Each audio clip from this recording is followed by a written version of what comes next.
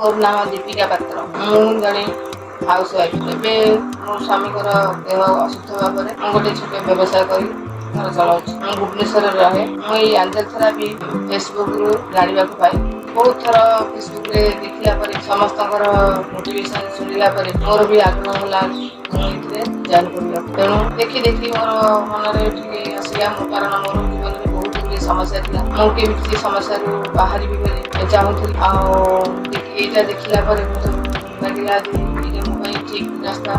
ତେଣୁ ମୁଁ ଏଥିରେ ଜଏନ୍ କରିଥିଲି।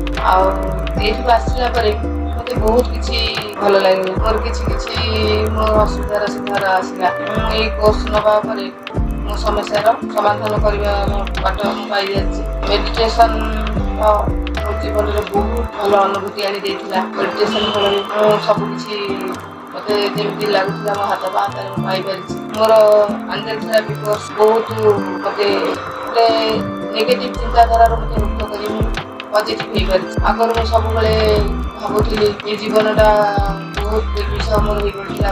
ବେଳେବେଳେ ବହୁତ କଷ୍ଟ ହୁଏ ମୋତେ।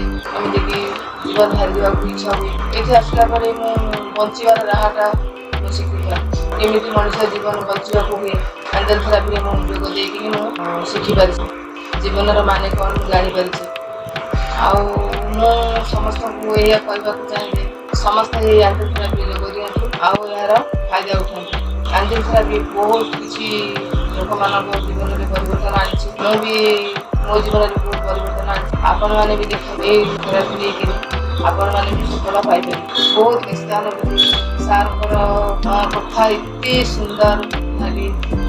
ମୋତେ ବହୁତ ଭଲ ଲାଗେ। ନ ଖାଇ ନ ପିଇ ମୁଁ ଘଣ୍ଟା ଧରି ବସିଥାଏ ତାଙ୍କ କଥା ଶୁଣିବା ପାଇଁ। ସବୁ ଦୁଃଖ ଯେମିତି ତାଙ୍କ କ୍ଲାସ୍ରେ ବସିଲା ପରେ ଯେମିତି ସବୁ ଦୁଃଖ ମୋର କୁଆଡ଼େ ଭୁଲିଯାଏ। ସବୁ ପାସୋରି ଯାଏ ମୋ ଦୁଃଖ ଗୁଡ଼ାକ।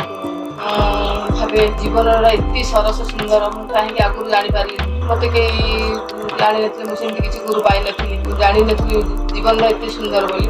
କିନ୍ତୁ ମୋତେ ବହୁତ ଥ୍ୟାଙ୍କ ୟୁ ଗୁରୁଜୀ। ମୁଁ ବହୁତ ଧନ୍ୟବାଦ ଦେବି ମୁଁ ଗୁରୁଜୀଙ୍କୁ। ସେ ମୋତେ ଗୋଟେ ନୂଆ ଜୀବନ ଦେଇଥିବାରୁ ନୂଆ ରାସ୍ତା ଦେଖାଇଥିବାରୁ ମୁଁ ସେଥିପାଇଁ ଗୁରୁଜୀଙ୍କ ପାଖରେ ବହୁତ କୃତଜ୍ଞ। ଆଉ ବହୁତ ଏମିତି ତ ବହୁତ ଅନୁଭୂତି ଅଛି।